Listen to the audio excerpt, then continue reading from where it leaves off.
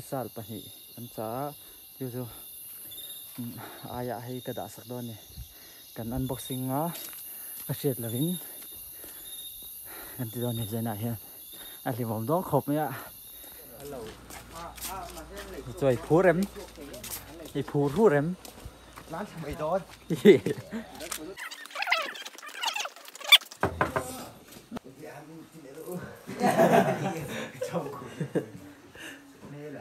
chân từ dưới là unboxing rồi ông tới lòng cal rồi chơi phải phòng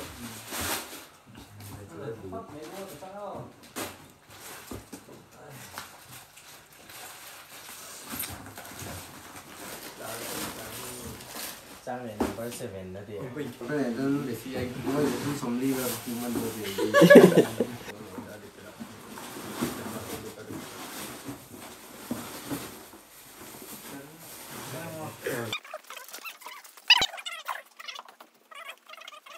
Amazon kan thil cha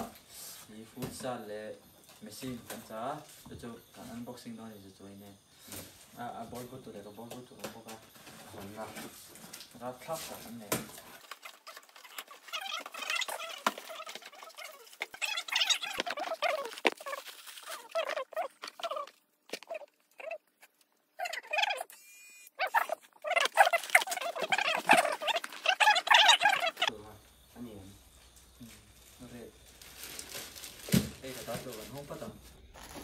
chú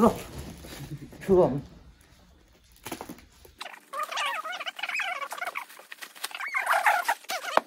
em cho con to tụi nó là number 7 nha number unboxing nè không phải tụi thế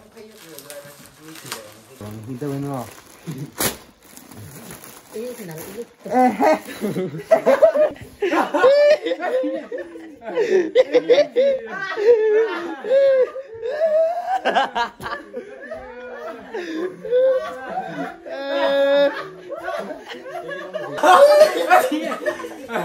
Ini om gì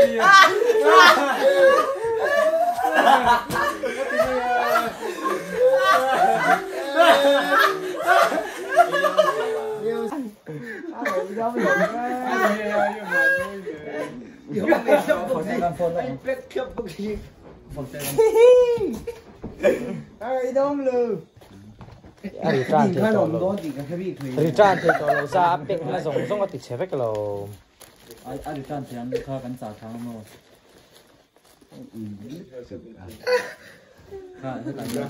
bốn mươi là bốn chi return thì anh thằng phát sung thể hiện cái gì cái phone sim cái gì ít thiết giả chú nghe người ta Ê, tiền tới ông về đây.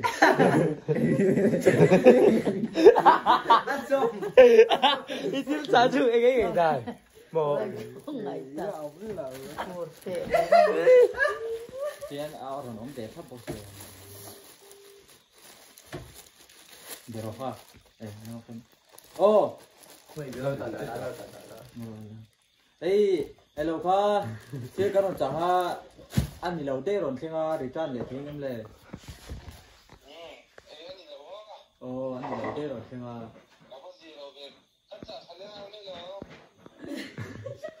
sai lệ đi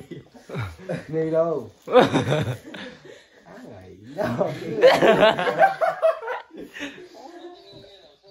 Ui tao.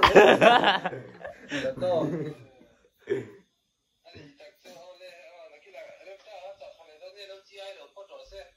À để cho lệ thì phim em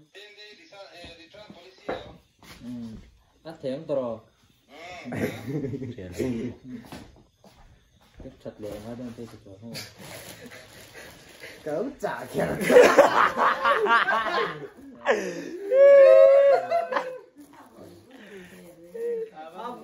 Mitu trứng pur ta vậy ipot tar phi với à anh ra nghe chị Này khóc kinh.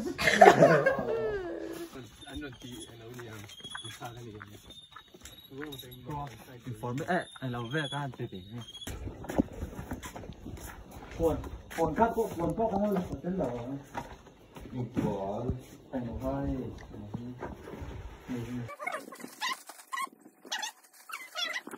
thì anh chưa sinh sinh thế rồi lâu rồi tiếp tục là cái gì ta đây là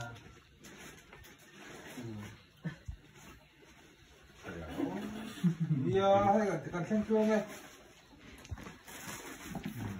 rồi tiếp tục là về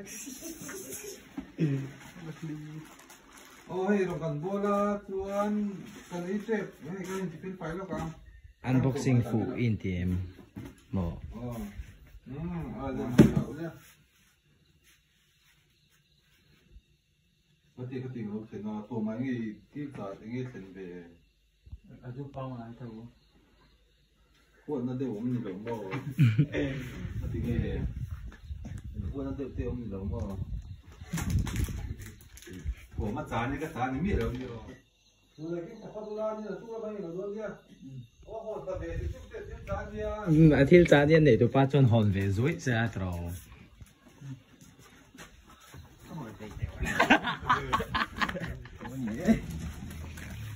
thà lòng với đẹp không thà lòng với đẹp phải kể đã sân lúc về với hello cũng rối hey thil hin ya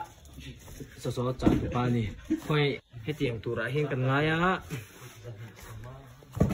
dik tak kichu nal khop maya tiang tu ra heng kan ngaya ma se chumi nekin hetili ron thleng ta ni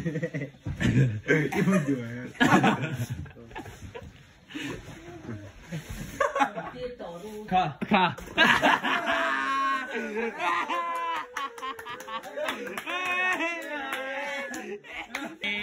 đi lâu thôn gì cái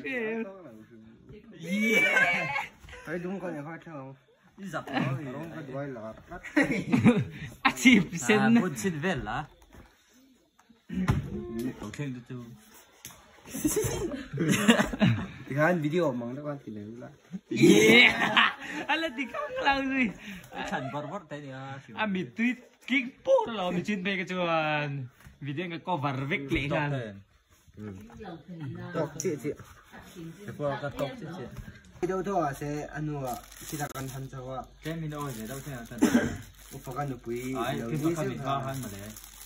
yêu về cái này em sẽ câu về đâu thế mà sẽ ý phải là cái gì đó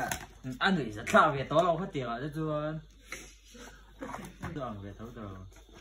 tiểu mà phải phải lấy về an ke chi chu gai dan ni lo